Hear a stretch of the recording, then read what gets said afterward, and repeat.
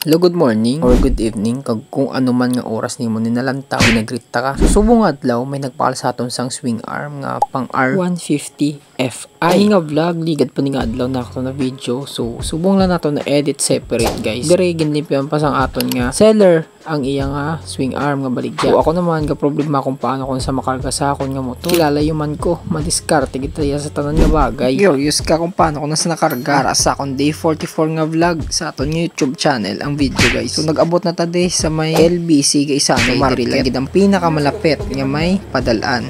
So ayan, pinakute ko ani dagamay kag nagkulit-kulit sa aton yung mga gwapahon yung mga teller sa LBC branch kanini. Taway lang ko single na gagagwapo. Joke na mama, vlog lang. So dirigin pa ngayon ta si customer sang shipping fee. Kay okay na sa aton nga customer, padala na naton ara na naputos na sang aton nga gwapa nga teller. So mabalik na ta sa aton trabaho. Bye guys. Okay ka lang?